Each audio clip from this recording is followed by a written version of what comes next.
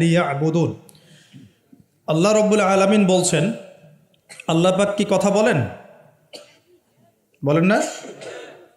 অনেকে বলছেন না, আল্লাহ পাক কথা বলেন না। কোরআন কার বাণী? আকিদা পরিষ্কার করেন, কোরআন কি আল্লাহর মাখলুক না আল্লাহর কালাম? মাখলুক মানে কি? সৃষ্টি। আমরা মাখলুক কিনা? কোরআনও কি আমাদের মতোই মাখলুক নাকি কোরআন আল্লাহর কালাম? কালাম শব্দের অর্থ কি? কথা বা বাণী। তার মানে আল্লাহ রাব্বুল আলামিন কথা বলেন, আল্লাহ রাব্বুল আলামিন বলছেন। তার মানে কি আল্লাহ পাক এটা ওহী নাজিল করেছেন। আল্লাহ পাক বলছেন, ওয়ামা খালাকতুল জিন্না ওয়াল ইনসা ইল্লা লিয়াবুদুন। আল্লাহ বলছেন, আমি জিন আর মানব জাতিকে শুধুমাত্র আমার ইবাদত করার জন্যই সৃষ্টি করেছি, অন্য কোনো কারণে সৃষ্টি করি নাই। এখানে দুইটা শ্রেণী পাওয়া গেল, একটা হচ্ছে জিন জাতি, একটা কে? মানব জাতি। জিন জাতিকে আমরা দেখতে পারি, দেখেছেন কখনো জিন? দেখেন নাই, কিন্তু আমাদের সমাজে অসংখ্য জিনগ্রস্ত মানুষ ঘুরে বেড়াচ্ছে। আমি বলি, ঢাকা শহরে যে মেয়েগুলো চলাফেরা করে শপিং মলে, রাস্তাঘাটে, এখানে ওখানে, এদের একটা ভালো অংশ কিন্তু জিনগ্রস্ত, জিন ধরা। এটা হয়তো বলবেন কেমন করে এটা বলতে পারেন?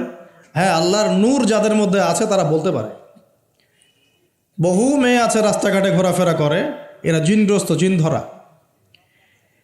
জিন ধরা না হলে ওরকম নগ্ন হয়ে ঢং করে রাস্তায় চলাফেরা করতো না। উপরে একটা জিনের প্রভাব কি আছে? আছে। বিশ্বাস করছেন না? আল্লাহর নবীজি বলেছেন, মুহাম্মদুর রাসূলুল্লাহ সাল্লাল্লাহু আলাইহি ওয়াসাল্লাম, যে যখন কোনো মেয়ে বেপর্দা হয়ে বাহিরে বের হয়, তখন শয়তান, শয়তান মানে শয়তান জিন না ফেরেশতা? তখন শয়তান ওই মেয়ের সৌন্দর্যকে পুরুষের চোখে লোভনীয় বা আকর্ষণীয় করে তোলে। কে করে তোলে? শয়তান। তোমাদের কারো যদি কোনো গায়রে মাহরাম বেপর্দা কোনো মেয়েকে দেখে খারাপ চিন্তা জেগে যায়, তাহলে তোমরা বাসায় চলে যাবে। কোথায় যাবে? বাসায়। সেখানে গিয়ে তোমাদের স্ত্রীর সাথে সময় কাটাবে, ইনশাআল্লাহ তোমাদের সেই খারাপ চেতনা চিন্তা দূর হয়ে যাবে। তার মানে এই হাদিস থেকে প্রমাণ হচ্ছে, শয়তান বেপর্দা মেয়েদেরকে সুন্দর করে উপস্থাপন করে। জিন ধরা মেয়ে আছে সমাজে, এবং কোনো কোনো ক্ষেত্রে এখন ছেলেদেরকেও জিন ধরছে, ধরছে না? মাঝে মাঝে দেখবেন যে এই শীতকালে কিছু কনসার্ট হয়, দেখেছেন? কনসার্ট হয়, ফ্যাশন শোজ হয়, আরও অনেক ধরনের প্রোগ্রাম হয়। এগুলোকে নাম দিয়েছে মানুষ সংস্কৃতি। কী নাম দিয়েছে? ওখানে উঠে দেখবেন যে বড় বড় চুল আছে, অনেক লম্বা লম্বা চুল, একদম স্টেজের উপর উঠে লাফালাফি ঝাপাঝাপি করছে। দেখেন নাই? মিউজিক্যাল কিছু ইনস্ট্রুমেন্ট নিয়ে, দেখেন নাই? তো আপনার কি মনে হয় এরা সুস্থ?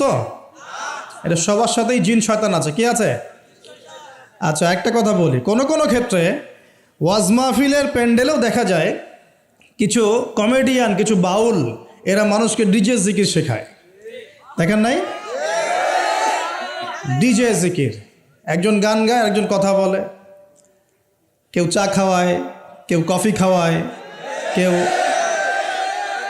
কেউ ঢেলেও দেয়, হ্যাঁ, কেউ উঠ বস করায়, কাউকে উঠতে বলে, কাউকে বসতে বলে।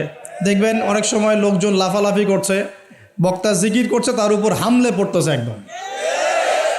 একটা দলিল দেখাবেন, খালি একটা দলিল, যে নবী সাল্লাল্লাহু আলাইহি ওয়াসাল্লামের জামানায়, 4 খলিফার জামানায় তারা মসজিদে বসে এইভাবে জিকির করেছেন। একটা দলিল খালি দেখাবে। যে কাজ নবী করেন নাই, তার সাহাবীরা করেন নাই। এখানে বহু ওলামায়ে কেরাম আছেন, আমি তাদের সামনে কথা বলতে লজ্জা ফিল করছি। যত হাদিস আপনি ঘাটবেন, আমি তো সব হাদিস পড়ে শেষ করতে পারি নাই, স্বীকার করছি, কিন্তু নবীর যুগে এবং 4 খলিফার যুগে কোনোদিনও এইভাবে জিকির আজগার হয়েছে একটা দলিল আপনি খুঁজে বের করতে পারবেন না ইনশাআল্লাহ। অথচ দিব্যি এগুলো আমাদের সমাজে চলছে, চলছে না? আর আমরা দুইটা খারাপ চরিত্র ধারণ করি, বাঙালি আমরা যারা, মন খারাপ করে না, আমরা দুইটা খারাপ চরিত্র অধিকারী আছে। এক, আমরা খুব ট্রল প্রিয় জাতি, ট্রল করতে খুব মজা লাগে। হ্যাঁ, মনে হয় যেটা করে আমি একদম বাংলাদেশে কি বলবো, দিন একদম কায়েম করে ফেলছি একদম। হ্যাঁ, এই ট্রল পাগল, ট্রল প্রিয় জাতি আমরা একটা। আরেকটা হচ্ছে আমরা ইস্যু পাগল জাতি। ইস্যু, একটা ইস্যু আসবে, খুব লাভঝাপ চলবে কয়েকদিন, ইস্যু শেষ, আবার লাভঝাপ বন্ধ, শেষ। বিদেশিরা বলে যে এটা আমাদের শিক্ষার ব্যাপার আছে, কারণ নিজের মধ্যে ত্রুটি থাকলে তো সলভ করতে হবে কি না? নিজের মধ্যে ত্রুটি থাকলে সলভ করতে হবে না? তারা বলে যে আমাদের মাথা নাকি ওই যে বাক্সে বন্দি মাছের মতো। বাক্সে বন্দি মাছ দেখেছেন? এই যে অ্যাকুরিয়ামের মধ্যে যে মাছগুলো চলাফেরা করে, এদের স্মৃতিশক্তি খুব দুর্বল হয়। ওই ছোট্ট জায়গাটুকু ওদের কাছে মনে হয় বিশাল সমুদ্রের মতো। কথা বুঝতে পারছেন না? মনে হয় ওই ছোট্ট বদ্ধ জায়গাটাই ওদের কাছে মনে হয় কি বিশাল বিশাল একটা জায়গা। ওরা খুব স্বল্প স্মৃতির অধিকারী, কিছুক্ষণ পরে স্মৃতিটা নষ্ট হয়ে যায়, তাই আগে কি হয়েছে ওরা ভুলে যায়। এই স্বভাবটা এখন আমাদের মধ্যে চলে আসছে না? আমরা ইস্যু পাগল হচ্ছি না দিন দিন? করণীয় কি? খুব ভালো কথা বলেছে। করণীয় হচ্ছে টিকটক বানাতে হবে, নাকি ফেসবুকিং করতে হবে। এই ফেসবুকের কন্টেন্ট বানাতে বানাতে দুটো কাজ করেছেন, আমি নগদ দেখাচ্ছি। দুটো কাজ করেছেন। একজন কমেডিয়ানকে আলেম বানিয়ে দিয়েছেন আপনারা ট্রল করতে করতেই। একটা হচ্ছে আরেকজন গায়ক অভিনেতাকে এমপি বানাচ্ছিলেন কয়দিন আগে। গান গেত, অভিনয় করত, মেয়েদেরকে নিয়ে নাচতো, হ্যাঁ, নিজেই গান লিখে নিজেই সুর করে, সুরের সারেগামা পা কিছুই নাই, ঠিক আছে, ও নিজেই না আমার গান আমি গাবো, কেউ শুনলে শুনুক না শুনলে নাই। একবার প্রশাসন ধরলো, রবীন্দ্রসঙ্গীত চেঞ্জ করেছে কেন, আবার ইত্যাদি। মানে তাকে নিয়ে এখন বিবিসিতেও কথা হচ্ছে, সুবহানাল্লাহ। মানে এখন বড় বড় পলিটিশিয়ানরাও তাদের মূল্যবান সময় এইসব পিছনে নষ্ট করতেছে। হ্যাঁ, এটাও একটা ইস্যু। মানে এই যে ট্রল করতে করতে করতে করতে এখন আপনি তাকে কয়দিন আগে এমপি বানাচ্ছিলেন। এটা কিসের কারণে হচ্ছে? আমাদের এই ট্রল পাগল মানসিকতার কারণে হয়েছে।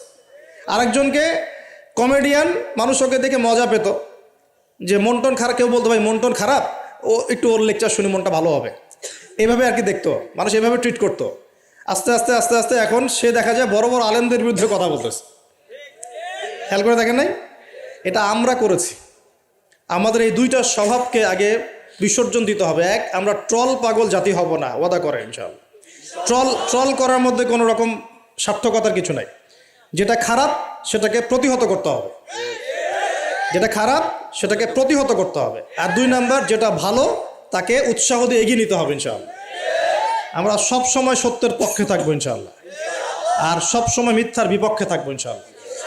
যে কেউ যত বড় আলেম, মুফতি, মুহাদ্দিস, বক্তা, দায়ী যেই হোক না কেন, তার কোনো কথা যদি কোরআন সুন্নাহর বাইরে যায়, কোশ্চিন কালেও সে কথা গ্রহণ করবেন না, সিম্পল। সেটা আমি হই আর যেই হোক না কেন। আর যে কোনো ব্যক্তি, সে যেই হোক না কেন, তার কথা যদি কোরআন সুন্নাহর সাথে মিলে যায়, অবশ্যই সেটা গ্রহণ করবেন ইনশাআল্লাহ, সে যেই হোক না কেন। এখন আমরা যদি আমাদের দৃষ্টিভঙ্গিকে শক্ত করতে না পারি, সামনের দিনগুলো কিন্তু আমাদের জন্য খারাপ হবে। বিশ্বাস করেন, দিন কিন্তু দিন দিন খারাপ হচ্ছে। আমি আসছি ওই দিকে ইনশাআল্লাহ। এই ট্রল পাগল মানসিকতাকে ত্যাগ করতে হবে, আল্লাহ একটা তৌফিক দান করবেন। আর দুই নম্বর হচ্ছে এই ইস্যু পাগল জাতি হব না। ইস্যু পাগল জাতি হব কেন? আমাদের একটা গন্তব্য, লক্ষ্য থাকবে। আমাদের লক্ষ্য কি? আল্লাহ বলেছেন এই আয়াতে, আমাদের লক্ষ্য হচ্ছে আল্লাহ পাক আমাকে সৃষ্টি করেছেন এই পৃথিবীতে আল্লাহর ইবাদত করার জন্য। কিসের জন্যে? এটা এক নাম্বার ডিউটি আমার, এটা আমার লক্ষ্য, আমার কাজ পৃথিবীতে। দুই, আল্লাহ পাক বলেছেন যে এই দুনিয়ার জীবনটা চিরস্থায়ী নয়। চিরস্থায়ী না, এটা ক্ষণস্থায়ী। তার মানে এই দুনিয়াটা আমার মুখ্য উদ্দেশ্য নয়। আমি দুনিয়ার মধ্যে চলাফেরা করব, মুসাফির। আমার প্রয়োজন আছে বিয়ে শাদী করবেন, চাকরির প্রয়োজন চাকরি করবেন, ব্যবসার প্রয়োজন ব্যবসা করবেন, আপনার রাজনীতি করার প্রয়োজন আছে আপনি করবেন, সব কিছু চলবে। কিন্তু এগুলো আমাদের দুনিয়ার মুখ্য উদ্দেশ্য নয়। এগুলো হচ্ছে আমাদের দুনিয়াকে চালিয়ে নেওয়ার উপকরণ, মাধ্যম মাত্র। কখনোই এই নেশার মধ্যে আমরা ডুবে যাব না। ডুবে যাব? আল্লাহকে ভুলে গিয়ে দুনিয়ায় কখনো ডুবে যাব না। এটা আমার দ্বিতীয় কাজ। তিন নম্বর কাজ, আমাদের লক্ষ্য স্থির করতে হবে। দুটো লক্ষ্য আমাদের, এক, ভালো করে শোনেন, দুটো লক্ষ্য আমাদের, এক ইহকালীন লক্ষ্য, দুই পরকালীন লক্ষ্য। কয়টা লক্ষ্য? এক ইহকালের লক্ষ্য, দুই পরকালের। ইহকালের লক্ষ্য কি? আল্লাহ পাক বলছেন সূরা সফের মধ্যে, সফ মানে শাড়ি, সূরা সফটা পড়ে দেখবেন বাসায় গিয়ে আজকে। আল্লাহ পাক বলছেন হুয়াল্লাযী আরসালা রাসূলাহু বিল হুদা ওয়া দীনিল হক লিইয়ুযহিরাহু আলা দ্বীনি কুল্লি। আল্লাহ পাক বলতে চাচ্ছেন যে তিনি সেই মহান আল্লাহ যিনি তার পক্ষ থেকে নবী রসুল পাঠিয়েছেন, শেষ নবী মুহাম্মদ সাল্লাল্লাহু আলাইহি ওয়াসাল্লামকে পাঠিয়েছেন এবং আসমানি কিতাবসমূহ পাঠিয়েছেন, এই কোরআন সুন্নাহ নাজিল করেছেন। কি উদ্দেশ্যে? লিইয়ুযহিরাহু আলা দ্বীনি কুল্লি, যাতে করে দিন ইসলাম, এই দিন ইসলাম অন্য সমস্ত দিনের উপর বিজয় লাভ করতে পারে। বলেন সুবহানাল্লাহ। তাহলে আরেকটা উদ্দেশ্য পেলাম। কি উদ্দেশ্য? এই দিন নিজে পালন করব এবং এই দিনকে অন্য দিনের উপর বিজয় ঘটানোর চেষ্টা করব ইনশাআল্লাহ। এখন প্রশ্ন যে এই দিন কি অটোমেটিকলি বিজয় লাভ করবে? মান্না এবং সালোয়া কি এখনো করবে, নাকি আমাদেরকে রিজিকের চেষ্টা করতে হয়? এই যে আমরা চাকরি বাকরি ব্যবসা করি, আল্লাহর কাছে দোয়া করি না, আল্লাহ আমাকে রিজিক দান করো, এই দোয়া করে কি ঘরে বসে থাকি, নাকি দোকান খুলি, কষ্ট করি, ব্যবসা করি, চাকরি করি? তাই করি না? একইভাবে আল্লাহ পাক বলেছেন দুনিয়াতে পাঠিয়েছি আমার ইবাদত করার জন্যে, এবং আল্লাহ পাক নবী রসুল পাঠিয়েছেন বিশেষ করে শেষ নবী মুহাম্মদ সাল্লাল্লাহু আলাইহি ওয়াসাল্লামকে, যাতে এই দিন ইসলাম অন্য সমস্ত দিনের উপর বিজয়ী হতে পারে। এখন বিজয় কি এমনি এমনি হবে?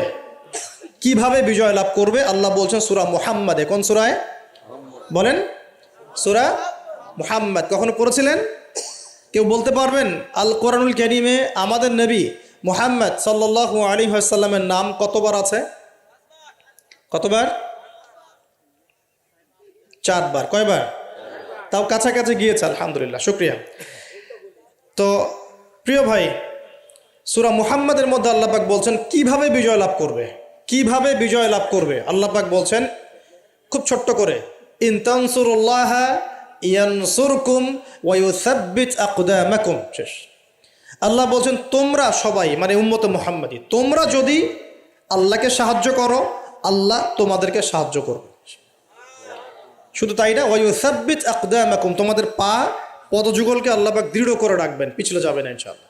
আরও বলছেন আল্লাহ পাক, ওয়া ইন তাতাওয়াল্লাউ, যদি আমাকে সাহায্য না করে, দিনকে সাহায্য না করে তোমরা পৃষ্ঠ প্রদর্শন করো। পৃষ্ঠ প্রদর্শন বুঝি তো? মানে দিনের পরোয়া না করে তোমরা তোমাদের মতো চলো, দিনের প্রতি কোনো মায়া মহব্বত নাই, দিন প্রতিষ্ঠার কোনো ফিকির নাই। আল্লাহ বলছেন ওয়া ইন তাতাওয়াল্লাউ, তোমরা যদি মুখ ফিরিয়ে নাও, ইয়াস্তাবদিল কওমান গায়রাকুম, আল্লাহ পাক অন্য কওমকে হেদায়েত দিয়ে তোমাদের জায়গায় নিয়ে আসবেন। সুম্মা লা ইয়াকুনু আমসালাকুম, এরা তোমাদের মতো অপদার্থ হবে না। কে বলেছেন? আল্লাহ পাক। তাহলে আমাদের দায়িত্ব পেয়ে গেলাম। 1 নাম্বার কাজ হচ্ছে এই দুনিয়াতে এসেছি আল্লাহ পাকের ইবাদত করার জন্য, শেষ। এখন ইবাদত বলতে শুধু নামাজ, রোজা, হজ, জাকাতই নয়, বরং জীবনের প্রতিটা কাজই কি ইবাদত, যদি সেই কাজটা নবী সাল্লাল্লাহু আলাইহি ওয়াসাল্লামের সুন্নত মতো হয়। বলেন সুবহানাল্লাহ। প্রতিটা কাজ, প্রতিটা কাজ।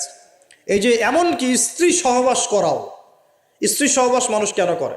এটা আমাদের প্রবৃত্তির চাওয়া, এটা প্রবৃত্তি দমন করার জন্য হালাল পথ প্রয়োজন, হারামে গেলে গুনাহ হয়ে যাবে, এই জন্য হালাল পথে গিয়ে স্ত্রী সহবাস মানুষ করে, এর মধ্য দিয়ে বংশবৃদ্ধি হয়।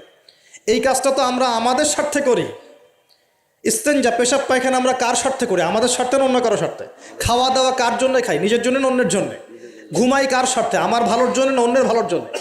এই যতগুলো কাজ আমরা করি, ঘুম, খাওয়া, ওঠা, বসা, চলাফেরা, স্ত্রী সহবাস, পেশাব পায়খানা, ব্যবসা বাণিজ্য, চাকরি বাকরি, রাজনীতি, অর্থনীতি, সব কিছু, প্রতিটা কাজকেই ইবাদত হিসেবে গণ্য করা যাবে যদি সেই কাজটা রাসূলুল্লাহ সাল্লাল্লাহু আলাইহি ওয়াসাল্লামের সুন্নত মতো হয়। বাস, পারা যাবে না ইনশাআল্লাহ।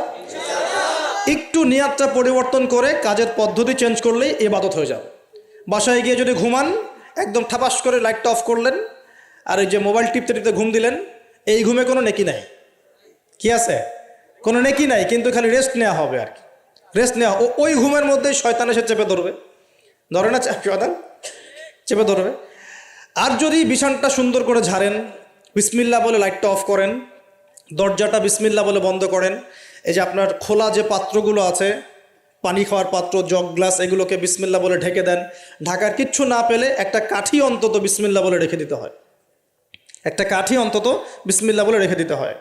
তারপরে আপনি মশারি খাটাচ্ছেন, বিছানা ঝাড়ু দিচ্ছেন, পারলে একটু ওযু করে আসলেন, এসে পড়লেন একবার সূরা ইখলাস, একবার ফালাক, একবার নাস, মানে কুল হুয়াল্লাহু আহাদ, কুল আউযু বিরাব্বিল ফালাক, কুল আউযু বিরাব্বিন নাস পড়ে ফু দিয়ে এভাবে মাথাটাকে মাসাহ করলেন একদম গায়ের নিচ পর্যন্ত।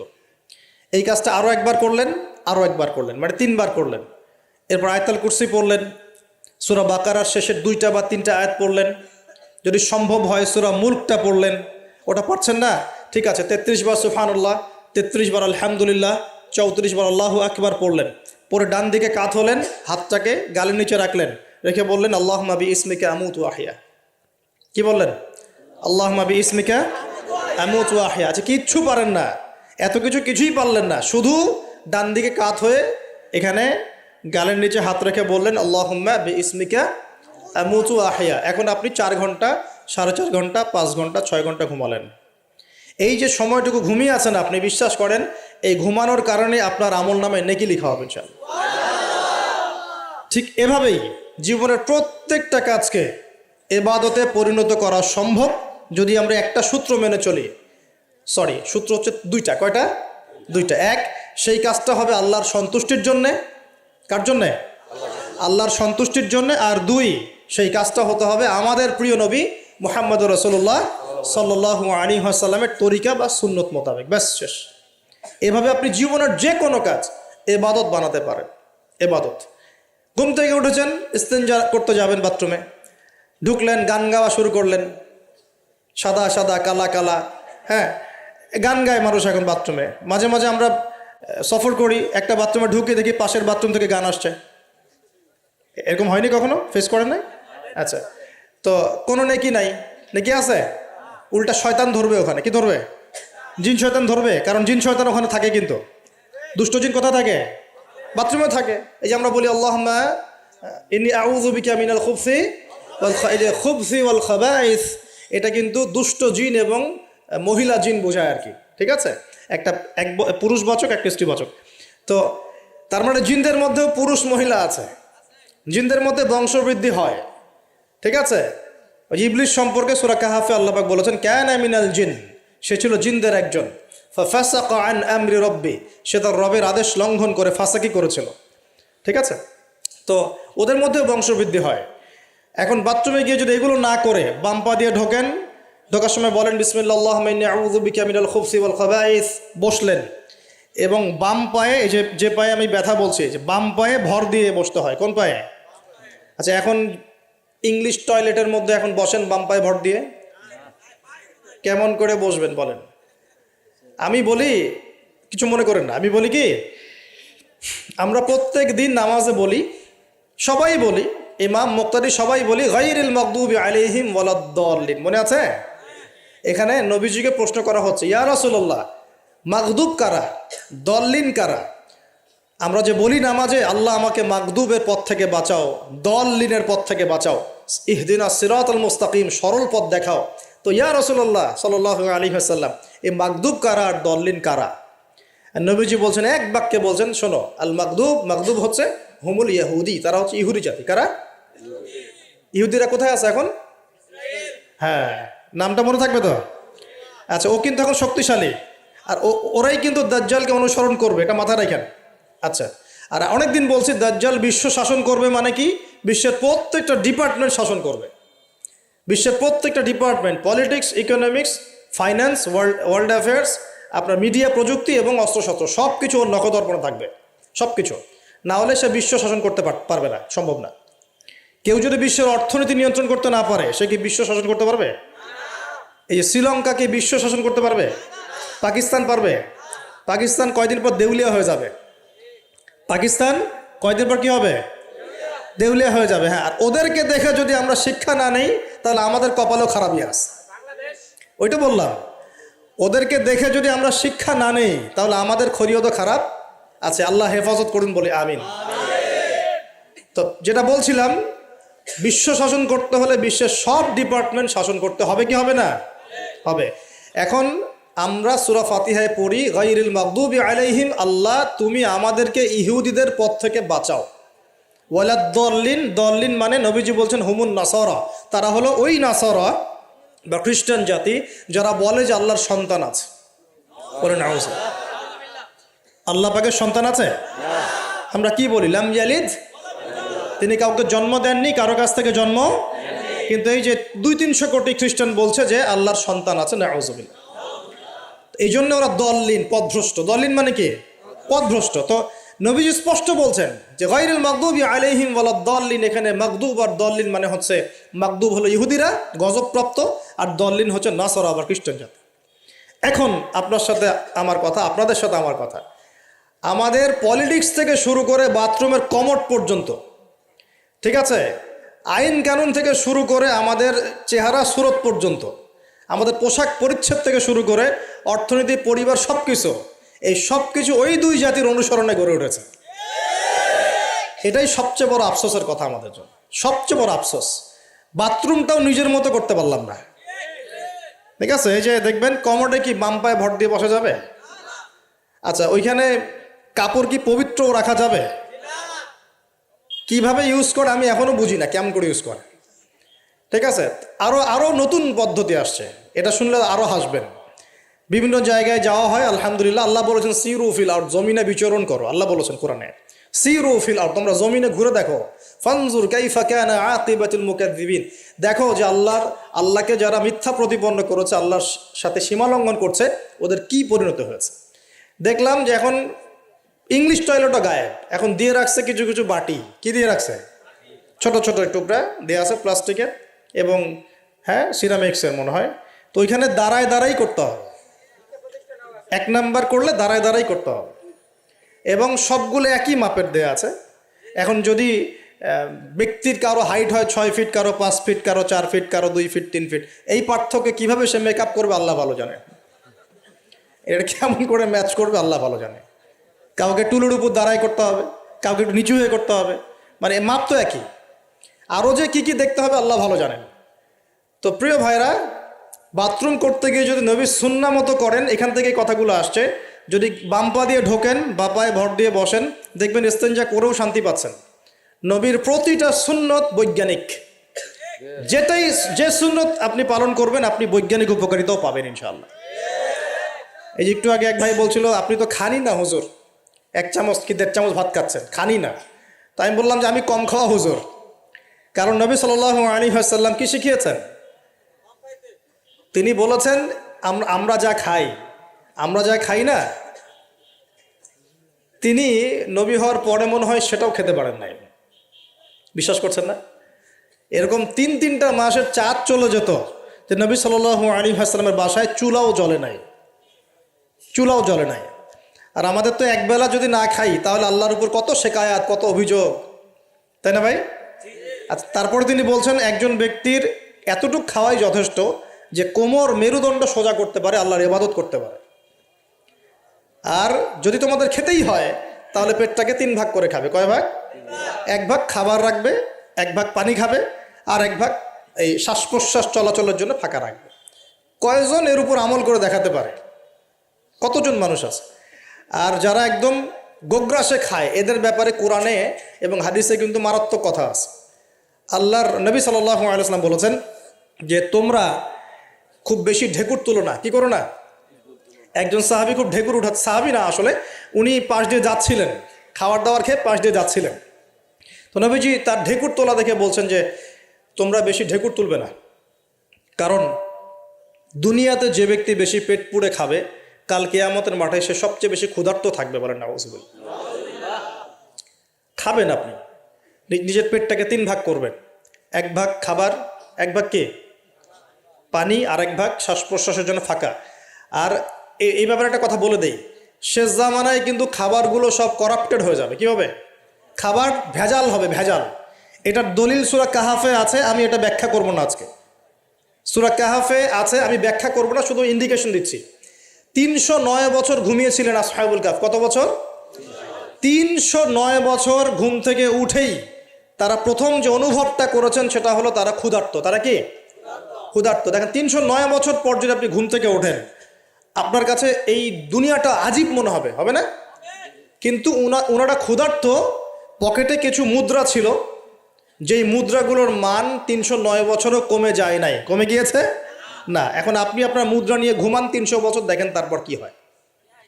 কি হবে? টাকা থাকবো না যাইবো গা? আচ্ছা, তারপরে শুনেন, এরপরে উঠেই তারা বলছে ফালিয়ানজুর আইয়ুহা আজকা তুআমা, এই মুদ্রাগুলো দিয়ে বাজারে কাউকে পাঠাও, তোমাদের 9 জন 10 জনের মধ্যে একজনকে বাজারে পাঠাও, ফালিয়ানজুর, সে যেন বাজারে গিয়ে দেখে, আইয়ুহা আজকা তুআমা, কোন খাবারটা পবিত্র খাবার, ফ্রেশ খাবার। ঘুম থেকে উঠেও ফ্রেশ খাবারের দিকে তাদের নজর কেন? আর এই সূরা আপনাকে দাজ্জালের ফিতনা থেকে বাঁচাবে কেন? আর দাজ্জালের যুগেই বা সব, দাজ্জালের শাসনের যুগে সব খাবারগুলো আস্তে আস্তে ম্যানুফ্যাকচার্ড এবং ভেজাল হচ্ছে কেন? এগুলোর মধ্যে মিল আছে না? তার মানে যত জামানা শেষের দিকে যেটা থাকবে, খাবারের ভেজাল তত বাড়তে থাকবে। এই সময় আপনাকে অবশ্যই ফ্রেশ খাবার খুঁজে খুঁজে বের করতে হবে। খাবার আগে মানুষ খেত, খাবারের মধ্যেই চিকিৎসা ছিল, তাই না? রোগের আরোগ্য ছিল। এখন সেই খাবার খেয়ে মানুষ অসুস্থ হয়ে যাচ্ছে। বুঝতে পারছেন না? খাবারের মধ্যে থাকে উপাদান, ভালো উপাদান, যে উপাদানগুলো পেটের ভিতরে গেলে, শরীরে গেলে শরীরটা সুস্থ হয়। এখন সেই খাবার খেয়েই মানুষ অসুস্থ হয়ে যাচ্ছে। এটা কোন হাদিসের সাথে মেলে জানেন? আনতালিদাল আমাতু রাব্বাতুহা, দাসী তার মনিবকে জন্ম দিবে। দাসী মনিবকে জন্ম দিবে মানে হচ্ছে সমাজের ন্যায় অন্যায়, হক বাতিল, সত্য মিথ্যার মানদণ্ড উল্টে যাবে। যেটা ভালো সেটা হয়ে যাচ্ছে খারাপ, খারাপটা হচ্ছে ভালো। সমাজে সত্যবাদী ব্যক্তি হয়ে যাচ্ছে মিথ্যাবাদী, মিথ্যাবাদীকে মানুষ সত্যবাদী বলা শুরু করেছে। আমানতদার ব্যক্তি হয়ে যাচ্ছে খেয়ানতকারী, খেয়ানতকার ব্যক্তিগুলো আমানতদার হয়ে যাচ্ছে। সমাজের সবচেয়ে ভালো মানুষকে মানুষ খারাপ বলছে, সবচেয়ে খারাপ মানুষকে খুব ভালো বলছে। উল্টে যাচ্ছে, খেয়াল করে দেখেন, উল্টে যাচ্ছে। বাবা এখন বাবার হাতে ছেলে মায়ের খাচ্ছে, ছেলের হাতে মা মায়ের খাচ্ছে, এরকম হচ্ছে না? যাকে একটা দায়িত্ব দিয়ে রাখবেন যে বাবা তোমার উপর আমি বিশ্বাস করলাম, দায়িত্ব দিলাম, সে আপনার বিশ্বাস ভঙ্গ করে রেখে দিচ্ছে। এই হচ্ছে না? বিশ্বাস উঠে যাচ্ছে, প্রতারণা বাড়ছে। মানে কি? মানুষ আল্লাহ পাকের হালালগুলোকে হারাম করে নিচ্ছে, হারামগুলো হালাল করে নিচ্ছে। বুঝতে পারছেন না মনে হয়? হালালগুলোকে মানুষ আস্তে আস্তে হারাম করতেছে, হারামগুলোকে আস্তে আস্তে হালাল করতেছে। এটা হচ্ছে না? হচ্ছে। খুব খেয়াল করেন। তো এখানে খাবার খেয়ে আপনার উপকার পাওয়ার কথা, খাবার খেয়ে আপনি অসুস্থ হয়ে যাচ্ছেন। উল্টা হচ্ছে, উল্টা চলতেছে দুনিয়া। দুনিয়া কি চলছে? উল্টা। ছেলে পড়ছে মেয়ের পোশাক, মেয়ে পড়ছে ছেলের পোশাক। কাজ বলতে কি শুধু নামাজ রোজা হজ জাকাত না, জীবনের সব কাজ? এই একটা জিনিস যদি বুঝতে পারি, আমাদের আজকের ওয়াজ সফল ইনশাআল্লাহ। আমরা আমাদের জীবনের প্রতিটা কাজ আমাদের প্রিয় নবী মুহাম্মদুর রাসূলুল্লাহ সাল্লাল্লাহু আলাইহি ওয়াসাল্লামের তরিকা মতো করবো ইনশাআল্লাহ। রাজি আছেন ইনশাআল্লাহ? তাহলে এখন বলেন, 5 ওয়াক্ত নামাজ নবীর তরিকায় পড়া যাবে তো ইনশাআল্লাহ? নবীর তরিকায় নামাজ মানে ধীর স্থিরভাবে নামাজ। আমি এই তর্কে যাব না, হাত বাঁধবেন কোথায়, ঠিক আছে? ওই তর্ক সবাই করে না, ওই তর্ক সবাই করে না। এই মাসআলাগুলোকে নিয়ে যারা মুফতি আছেন তারা কথা বলেন, আমি মুফতি নই। অতএব এই মাসআলাগুলোকে নিয়ে আমি আপনাদের সাথে কোনো কথা বলছি না। আমি বলছি আপনাদেরকে, নামাজ প্রতিষ্ঠা করা, কায়েম করার মানে হচ্ছে নামাজটা হতে হবে নবীর মতো খুশু খুজুতে। খুশু খুজু কী জিনিস? নামাজটা ধীর স্থিরভাবে হবে। নামাজে কি পড়ছি সেটা বোঝার চেষ্টা করতে হবে। নামাজে কি বলছি আল্লাহর সাথে সেটা বোঝার চেষ্টা করতে হবে। নামাজে রুকুর অর্থ কী, তাসবিহ কি, সেজদায় আমি কি পড়ি, 2 সেজদার মাঝখানের দোয়ার অর্থ কী, তাশাহুদ দরুদ দোয়া মাসুরের অর্থ কী, নামাজের সেজদায় আমি বেশি বেশি দোয়া করতে পারছি কি না, নামাজ পড়েও আমি গোনা থেকে বেঁচে থাকতে পারছি কি না, এই বিষয়গুলো বেশি ইম্পর্টেন্ট। আমি কি বোঝাতে পারছি? নামাজ ধীর স্থিরভাবে, রিল্যাক্সে, তাড়াহুড়ো নাই, বুঝে বুঝে পড়ার চেষ্টা করবেন। আল্লাহ পাক তৌফিক দান করুন। যারা নামাজ ধরি ছেড়ে দেই তাদের জন্য একটা হাদিস। নবী সাল্লাল্লাহু আলাইহি ওয়াসাল্লাম বলেছেন, মান তারাকা সালাতান মুতাআম্মিদান ফাকাদ কাফার। মনে রাখবেন, নবীজি বলেছেন, কেউ যদি তার উপরে অর্পিত ফরজ নামাজ ছেড়ে দেয়, নামাজ পড়াকে জরুরি মনে করে না, ফাকাদ কাফারা, সে ব্যক্তি কুফরি করলো। বলে নাউজুবিল্লাহ। নামাজ কি ছাড়বো ভাই ইনশাআল্লাহ? আল্লাহ পাক আমাদের সবাইকে 5 ওয়াক্ত নামাজি বানিয়ে দেন, বলি আমিন। এবং রমজান মাস আসার আগেই নামাজের স্পিড আবার ধরতে হবে, পারবো তো ইনশাআল্লাহ? আল্লাহ আমাদের সবাইকে কবুল করুন, বলি আমিন। এবং রমজান মাসে সুস্থতার সাথে রোজা রাখার তৌফিক দান করুন। রমজান শব্দটা যখন এসেই গেল, তখন আর 2টা কথা বলি। রমজান মাসের সবচেয়ে বড় বৈশিষ্ট্য হচ্ছে এই মাসে আল্লাহ পাক কোরআন নাজিল করেছেন। কি করেছেন? এখন সারা বিশ্ব জুড়ে একটা ইস্যু চলছে না, কোরআন ইস্যু, কোরআন পুড়িয়ে দেয় ইস্যু, মনে আছে? যে কোরআন পুড়িয়ে দিয়েছে, আমার দৃষ্টিতে তার চেয়ে বড় অধম সেই ব্যক্তি যে মুসলিম পরিবারে জন্মগ্রহণ করেও কোরআন তেলাওয়াত করা শেখে নাই। হয়তো আমার কথা বুঝতে পারছেন না। কোরআন একজন পুড়িয়ে দিয়েছে, যদি আমার ক্ষমতা থাকতো ওর গর্দান নামাই দিতাম, কিন্তু কিন্তু তার চেয়েও বড় অপরাধী আমার কাছে আছে, আমাদের চোখে আছে। কে? যে মুসলিম পরিবারে 20-30-40 বছর থেকে আছে, মুসলিম সমাজে মুসলিম পরিবারে নামাজে যায়, ইমামদেরকে চেনে, আলেমদের সাথে সম্পর্ক আছে, এরপরেও সে কোরআন তেলাওয়াত করতে পারে না। এ বড় অপরাধী আমার কাছে। কে বড় অপরাধী? এটা লজ্জার না? একটা মুসলিম পরিবারের থেকে আমি কোরআন তেলাওয়াত করতে জানবো না, লজ্জার না? নাকি আপনারা সেই সব শায়েখ হতে যাচ্ছেন যে কোরআন তেলাওয়াতও করতে জানে না, বাহাসের জন্য ডাকে মানুষকে? দেখেন নাই এরকম আছে না? মনে হয় যেভাবে ইসলাম পালন করা যাবে। ইসলামের জ্ঞান অর্জনের প্রথম ধাপটাই হচ্ছে বিশুদ্ধ করে কোরআন তেলাওয়াত করা শিখা। প্রথম ধাপ কি? আগে বিশুদ্ধ করে কোরআন তেলাওয়াত করা শিখতে হবে।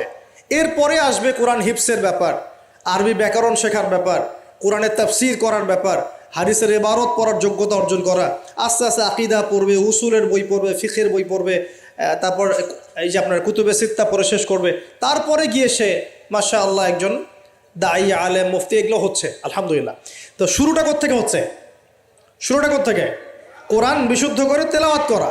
তো এই শুরুটাই যদি আমাদের ঠিক না হয়, তাহলে কি কোরআন ঘরে রেখে খালি চুমু খেলে হবে? কোরআন কি খালি চুমু খাওয়ার জন্যে? কোরআন থেকে তাবিজ লেখার জন্যে? কোরআন বাবা মারা গেলে কোরআন তেলাওয়াত করবো এই জন্যে? 40-60 দিন কোরআন তেলাওয়াত করবো এই জন্যে? কেউ মারা গেল, ব্যাস আমরা কোরআন দিয়ে একটা মাহফিল করে দিলাম, ব্যাস সব হয়ে গেল? আস্তাগফিরুল্লাহ। আল্লাহ পাক আমাদের সবাইকে যেন কোরআন তেলাওয়াত শেখার তৌফিক দান করেন। একটা চ্যালেঞ্জ গ্রহণ করেন, একটা চ্যালেঞ্জ গ্রহণ করেন যে আমি নিজে কোরআন তেলাওয়াত করা শিখবো, আরও 10 জনকে শিখাবো ইনশাআল্লাহ। পারা যাবে না? যদি এই একজন প্রত্যেকে যদি নিজে শিখি, আর প্রত্যেকে যদি 10 জন করে শিখাতে পারি, শোনেন, প্রত্যেকে যদি নিজে শিখি এবং নিজ নিজ পরিবার বা নিজের আমার আন্ডারে যারা আছে, মনে করেন আপনি একজন একটা গার্মেন্টসের মালিক, আপনার আন্ডারে অনেক মানুষ চাকরি করে না? নিজে নামাজ পড়লেন, নিজে কোরআন তেলাওয়াত করা শিখলেন, আপনি যদি তাদেরকে নৈশকালীন কোরআন শেখান, সবার নেকি আপনি পাচ্ছেন না? আপনার পরিবার আছে, পরিবারে আপনি নামাজ পড়েন, এখন আপনি কোরআন তেলাওয়াত করতে জানেন, এখন আপনার মা, বোন, স্ত্রী, সন্তানদেরকে আপনি শেখালেন, এই পুরো পরিবারটা কোরআনওয়ালা হলো না? একটা সমাজের দায়িত্বশীল আমি। হ্যাঁ, চেয়ারম্যান সাহেব মনে করেন বললেন যে আমি নামাজ পড়ি, আমি কোরআন তেলাওয়াত করতে জানি, আমি এলাকার সব মানুষকে কোরআন তেলাওয়াত করা শেখাবো ইনশাল্লাহ। পারা যাবে না? এভাবে যদি সবাই দায়িত্ব নেই, আমার বিশ্বাস 10 বছরের মধ্যে বাংলাদেশের 16 কোটি মানুষকে কোরআন শেখানো যাবে ইনশাল্লাহ। ওই দিন আর স্লোগান তুলতে হবে না যে আল কোরআনের আলো ঘরে ঘরে চালো, অটোমেটিকলি সবার ঘরে কোরআন জ্বেলে যাবে ইনশাল্লাহ। জ্বালবে না? এই কাজটা না করে খালি স্লোগান দিলে কাজ হবে? বলেন তো কাজ হবে? এই যে একটা আয়াতই বললাম, গায়রুল মাগদুবি আলাইহিম ওয়ালাদ-দাল্লিন, এখন তো বুঝলেন আয়াতের অর্থ কি? আল্লাহর রাসূল আমাদেরকে বলছেন তোমরা ইহুদিদের পথ অনুসরণ করো না, তোমরা নাসারাদের পথ অনুসরণ করো না। কিন্তু বাস্তবতা হচ্ছে আমার সব ক্ষেত্রেই ওদের আদর্শেই চলছে না? আপনার বিয়ে শাদী, বিয়ের আগের অনুষ্ঠান, গায়ে হলুদ, আপনার পরিবার, আপনি যে মিডিয়াগুলো দেখছেন সেই মিডিয়াগুলা, হ্যাঁ, আপনার পলিটিক্যাল সিস্টেম, সুদভিত্তিক অর্থনৈতিক সিস্টেম, তারপরে আপনার কি বলবো, দেহের পোশাক পরিচ্ছেদ, লেবাস, পোশাক, চেহারা, সুরত, সব কিছু ওদের মতো না? আমি তো দেখালাম এমনকি বাথরুমের কমোড পর্যন্ত ওদের মতোই, তাই না? তো এখন এই একটা আয়াত বুঝলেই আপনি বুঝতে পারছেন যে আসলে সব তো উল্টা চলছে। এখন যদি পুরো কোরআনটা বুঝতে পারি, পুরো কোরআনের 6236টা আয়াতই বুঝতে পারি, তাহলে এই সমাজটা পরিবর্তন হতে সময় লাগবে? এই কারণেই তো কোরআন থেকে দূরে সরানোর জন্য এত পায়তারা চলছে। মানুষ চাচ্ছে, এক শ্রেণীর মানুষ চাচ্ছে বিশ্বের যে মুসলিমরা যেন কোরআন থেকে দূরে সরে যায়, কারণ তারা জানে যদি আমরা কোরআন থেকে দূরে সরে যাই আমাদেরকে শাসন করা সহজ হবে। ওই পশ্চিমারা আমাদেরকে শাসন সহজেই করতে পারবে, আর আমরা যদি কোরআনকে আঁকড়ে ধরি ওদের বাপেরও ক্ষমতা নেই আমাদেরকে শাসন করে ইনশাআল্লাহ, বরং আমরা ওদেরকে শাসন করবো ইনশাআল্লাহ। আমরা করি নাই মনে করছেন? 12 কত বছর? 1200 বছর করেছি। কত বছর? বিশ্বাস করছেন না?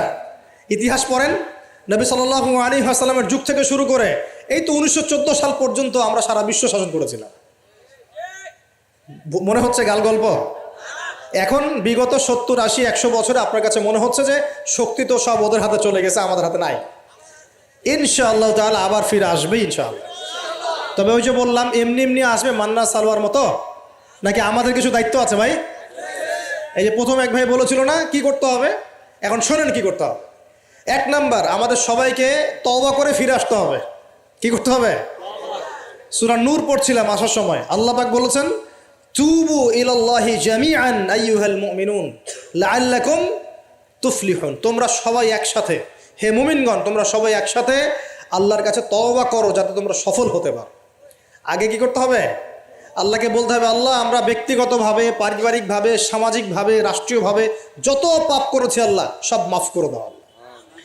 আল্লাহ আমরা তোমাকে ভালোবাসি, তোমার নবীকে ভালোবাসি, তোমার কালামকে ভালোবাসি, আমরা জান্নাতে যেতে চাই, দুনিয়াতেও সফল হতে চাই। আল্লাহ তুমি আমাদেরকে মাফ করে দাও এবং আগামী পুরো জিন্দেগি আল্লাহ তুমি আমাদেরকে 5 ওয়াক্ত নামাজি বানায় দাও, কোরআনওয়ালা বানায় দাও, সুন্নতওয়ালা বানায় দাও, আপসে মিল মোহব্বত বানায় দাও, আমাদেরকে তোমার পক্ষ থেকে বেহিসাব রিজিক দান করো এবং এমনভাবে চলার তৌফিক দাও যাতে আমরা আবার বিশ্বের সেই শাসন ফিরে পাই ইনশাআল্লাহ। দোয়া করা যাবে না? 1 নাম্বার কাজ তওবা করে ফিরে আসা। 2 নাম্বার হচ্ছে বেশি বেশি জ্ঞান অর্জন করা। কি করা? জ্ঞান অর্জন ছাড়া কোনো লাভ নাই। একদিন মাহফিল শুনতে আসছেন, যদি মনে করেন যে বাস কাজ হয়ে গেছে, আসলে কিছুই হয় নাই, মন খারাপ করেন, আসলে কিছু হয়নি। এখন এখান থেকে আপনাকে ইন্সপিরেশন নিয়ে আগামী দিনে চলতে হবে।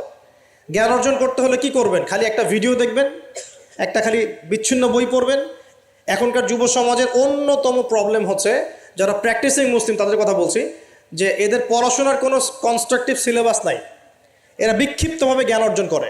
এই আদনান ভাইয়ের একটা লেকচার শুনলাম, এই অমুক শায়েখের একটা লেকচার শুনলাম, অমুক দায়ের একটা লেকচার শুনলাম, হ্যাঁ অমুকের একটা বই পড়লাম, তমুকের একটা বই পড়লাম, বিক্ষিপ্ত জ্ঞান। এই বিক্ষিপ্ত জ্ঞান আপনার মাথাটাকে এলোমেলো করে দিবে। আর অনলাইনে ঢুকলে দেখবেন এ ওর বিরুদ্ধে কথা বলছে, এ ওর বিরুদ্ধে, এ ওর পিছনে লেগে আছে, এর পিছনে লেগে আছে। এখানে ভালো যতটুকু পাবেন খারাপের চেয়ে বেশি পাবেন। এখানে এভাবে জ্ঞান অর্জন করা যাবে না। কীভাবে? যেভাবে আমরা চেষ্টা করছি। হয়তো ওয়াজ মাহফিল এসে আমরা যতটুকু জানি এর 30, 40, 50% কথাও কিন্তু বলতে পারি না। যা জানি তার হয়তো 30, 40% আমরা বলতে পারি না বিভিন্ন কারণে। কিন্তু জ্ঞান অর্জনের পথটা কি হবে? এখানে মাদ্রাসা আছে, মসজিদ, মাদ্রাসা, কওমি ওলামায়ে কেরাম আছেন না? ওলামায়ে কেরামের পাগড়ি ধরে বসে থাকবেন। কি করবেন? ওলামায়ে কেরামের পাগড়ি ধরে বসে থাকবেন। শুরু করাবে তারা, দেখবেন আপনি যান, আপনাকে শুরু করাবে কোরআন তেলাওয়াত থেকে। আগে কোরআন তেলাওয়াত করা শিখবেন। সময় লাগুক 1 বছর, লাগুক, যাক 1 বছর লাগবে, আমি শিখবো, ব্যাস 1 নাম্বার। তারপরে ওটা যখন ভালো পারবেন, দেখবেন ওলামায়ে কেরাম আপনাকে বলবে যে এই সূরাগুলো মুখস্থ করো। আপনি নামাজের জন্য যে সূরাগুলো লাগে মুখস্থ করতে হবে না? নামাজের ফরজ, ওয়াজিব, এই সুন্নত, মোস্তাহাব জানতে হবে না? এই মাসলাগুলো জানবেন, সূরা কালাম মুখস্থ করবেন, দোয়া কালাম মুখস্থ করবেন। তারপরে আপনি যদি আরও বেশি চান, আপনি হিফজ করবেন। কোরআন কি করবেন? হিফজ মানে মুখস্থ করবেন। আমার তো মনে হয় আমরা যদি 1 বছর চেষ্টা করি, আমরা সবাই কমপক্ষে 1 পারা হলেও মুখস্থ করতে পারবো না? ইনশাআল্লাহ, কোনো সমস্যা নেই। এরপরে আপনি যদি আরও বেশি চান, তখন আরবি ভাষা এবং সাহিত্যের কিছু ব্যাকরণিক ক্লাসিক্যাল বই আছে। এই বইগুলো ধরে ধরে পড়তে হবে আলেমদের কাছে। খুব বেশি সময় লাগবে না।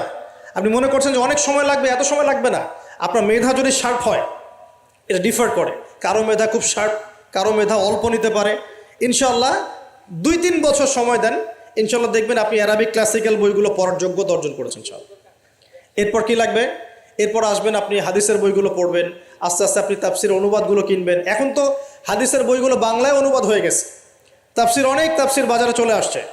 এই তাফসির পড়লে আপনি মুফাসসির হয়ে যাবেন, মুহাদ্দিস হয়ে যাবেন, এটা বলছি না, কিন্তু অ্যাটলিস্ট আপনি কোরআন তো জানতে পারবেন। এর মধ্যে যেগুলো বুঝবেন না, আবার আলেমের কাছে যাবেন, ওস্তাদ এটা বুঝতে পারলাম না। আমরা তো প্রতিদিনই এই কথা বলি যে উস্তাদ এটা বুঝতে পারলাম না, হুজুর এটা বুঝতে পারলাম না, প্রত্যেক দিনই বলে।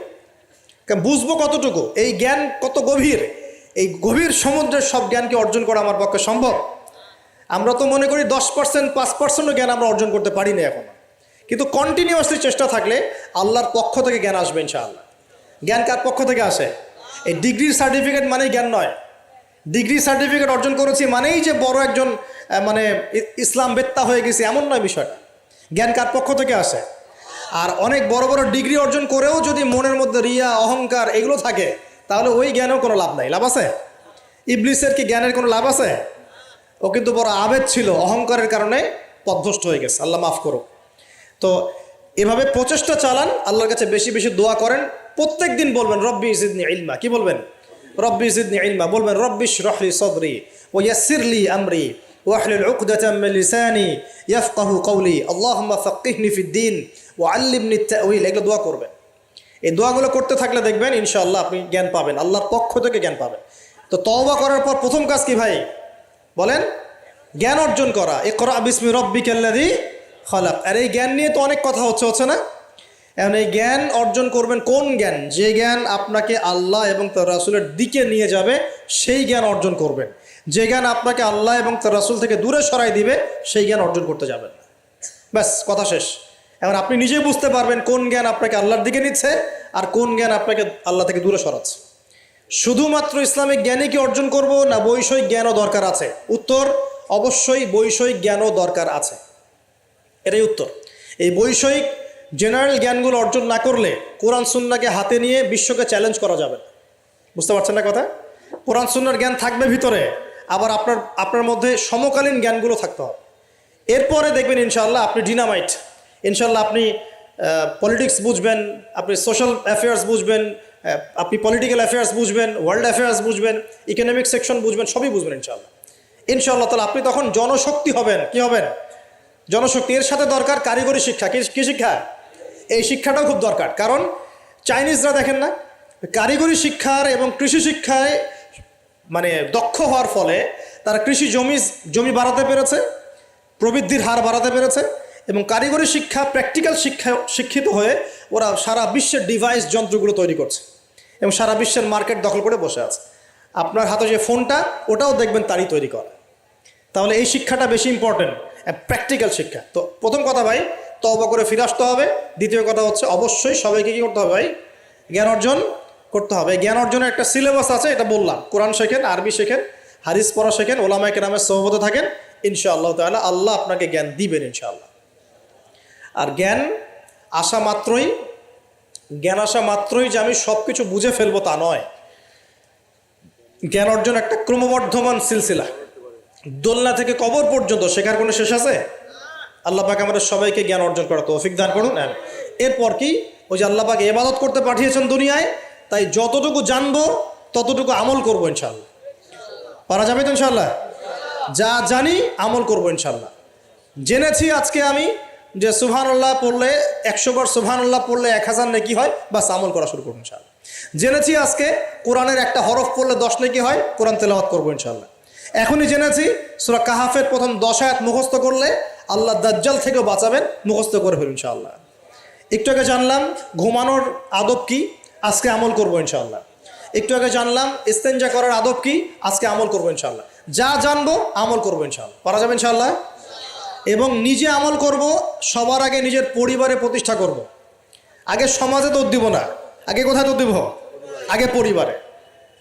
আমার পরিবারে যদি বেনামাজি থাকে আমার সন্তান সন্ততি, আর আমি নামাজের ওয়াজ করে বেড়াই, মানুষ শুনবে?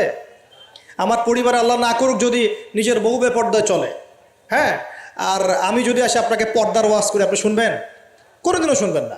এই কারণে আগে নিজের পরিবারের মধ্যে কায়েমের চেষ্টা করতে হবে। এখানে একটা কথা বলে রাখি, অনেক চেষ্টা করার পরেও কখনো কখনো পরিবারের লোকজন নাও শুনতে পারে। বুঝতে পারেননি মনে হয়? অনেক চেষ্টা করেছেন তারপরেও পরিবারের লোক শুনছে না, এমন হতে পারে না? নূহ আলাইহিস সালামের ক্ষেত্রে হয় নাই? লূত আলাইহিস সালামের ক্ষেত্রে হয়নি? হয়েছে। তাই বলে হতাশ হবেন না। তখন ওদের হিসাব ওরা দিবে, আপনার হিসাব আপনি দিবেন ইনশাআল্লাহ। আপনি আপনার মতো চেষ্টা করেছেন, আল্লাহ পাক তৌফিক এনায়েত করুন। পরিবারে প্রতিষ্ঠা করব আমল, এরপরে আমি সমাজে দাওয়াতি কাজ করব। দুটো কাজ করব। এক, আমর বিল মারুফের কাজ করব, সবাইকে সৎ কাজে আদেশ করব, সৎ কাজে আদেশ করব। আর দুই, তানহাউনা আনিল মুনকার ওয়া নাহি আনিল মুনকার, এই কাজ করব, মানুষকে আমি অন্যায় থেকে নিষেধ করব ইনশাআল্লাহ। কেন? কারণ আল্লাহ পাক সূরাতুল আলী ইমরানের 110 নম্বর আয়াতে বলেছেন, কুনতুম খায়রা উম্মাহ, তোমরা হচ্ছে শ্রেষ্ঠ জাতি। তোমরা মানে আমরা, উম্মতে মুহাম্মাদি। তোমাদের কাজ তিনটা। কুনতুম খায়রা উম্মাহ উখরিজাত লিন-নাস, তোমাদেরকে মানব জাতির কল্যাণের জন্য বের করা হয়েছে। তা'মুরুনা বিল মারুফ, তোমরা সবাই মানুষকে সৎ কাজে আদেশ করবে। ওয়া তানহাউনা আনিল মুনকার, সবাই তোমরা অসৎ কাজে নিষেধ করবে। ওয়া তু'মিনুনা বিল্লাহ, আল্লাহর প্রতি ঈমান রাখবে। এই তিনটা আমাদের কাজ। আল্লাহ পাক আমাদের সবাইকে এই আমর বিল মারুফ নাহি আনিল মুনকার এই আমল করার তৌফিক দান করুন। এগুলো শেখার জন্য তাবলিগ জামাত একটা ভালো প্ল্যাটফর্ম।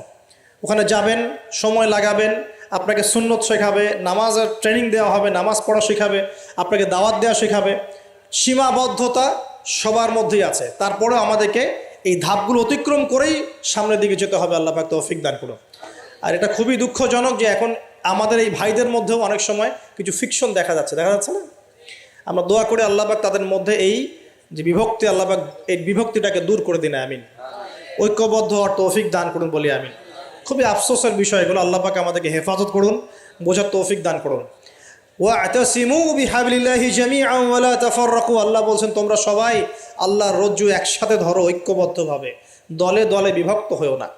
এই ছোটোখাটো বিষয়গুলোকে নিয়ে আমরা আস্তে আস্তে 73 দল তো কত আগেই হয়ে গেছে।